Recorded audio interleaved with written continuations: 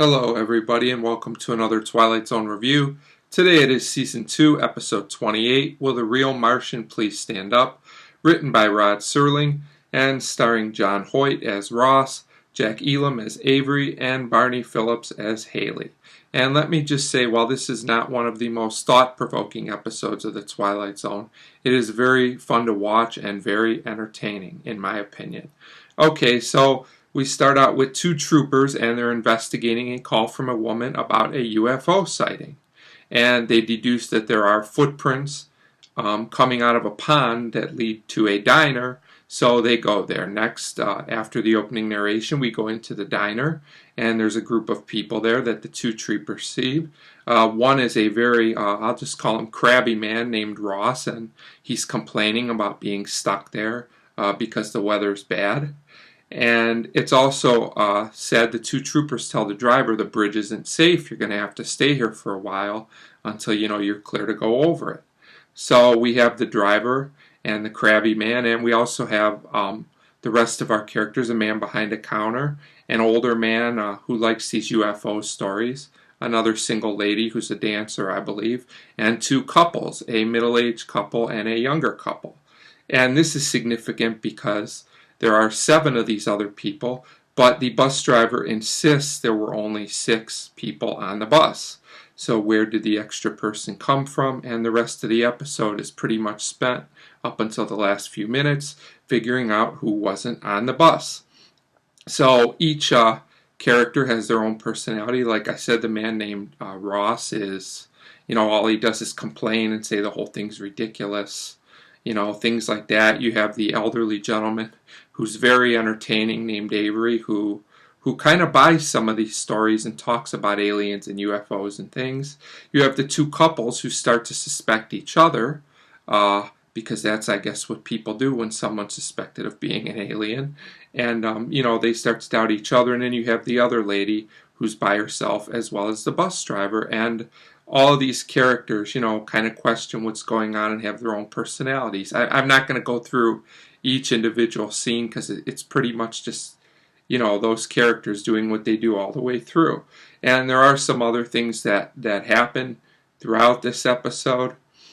Things start turning on and off by themselves. Lights go on and off. The jukebox turns on and off by itself, and everybody starts to get more paranoid, wondering why these things are happening, except for the older man who seems to think all this is just very amusing stuff. So we go to the second half of the episode, and everybody's still waiting around. The older man's, still joking around. And the driver and Ross are arguing again. The driver says, I'll take the bus, when I feel it's safe. And Ross is saying, as soon as you're cleared, you will go. That's your job. But this gets broken up because the lights start going on and off again. And also one of the troopers comes in and tells them that they have been cleared to go. So the driver, it should be noted, is still worried about the bridge, but the two troopers say, we'll go on ahead and test it first, and then you can go after us. So they do prepare to leave. All this time, the man behind the counter has been acting like, there's nothing abnormal about this. It's just bad weather, and you guys came in on a bus. I didn't see any weird-looking objects or anything. He just plays it calm the whole time.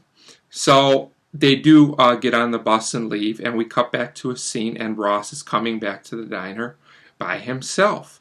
And Haley is still there, the man who ran the counter, and Ross explains that the bridge did collapse, that it wasn't safe, and then no one got out of the bus except for him. And then he also shows that he has 3 hands, meaning he was the alien, which was pretty obvious for most of the episode, in my opinion. And that, his name's really not Ross. He's a scout from Mars. They've decided to colonize there. Well, Haley doesn't really seem too shocked by this, and here's the better twist, the second twist in my opinion, when Haley takes off his hat and shows that he has a third eye. And he says he's from Venus and that they've intercepted the people from Mars and that they're going to take over. Now, there are a couple of issues, even though this episode's very entertaining and kind of cool to watch. First of all, even the first time I watched this episode, I figured out very early on that Ross was the alien out of the people from the bus group. Usually in these type of things, it is the person who's the doubter who says this is all ridiculous. To me, it was just pretty obvious. Maybe it wasn't as obvious to audiences back then in the 60s, but to me this was obvious.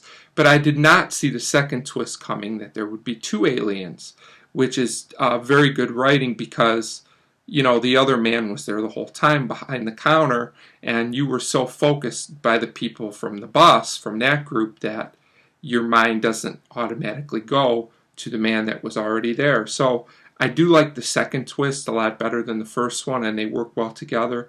But if you really think about it, this whole episode's kind of silly. There's really nothing profound or thought-provoking about it, but it's so entertaining and fun to watch, and you can rewatch it even after you know what's going to happen, and it still holds up well. So overall, this is a solid episode with a few minor issues here and there, and I give Will the Real Martian Please Stand Up a 4 out of 5. So 4 out of 5 for this episode. Definitely worth checking out just for a fun, entertaining time. And as always, thanks for watching.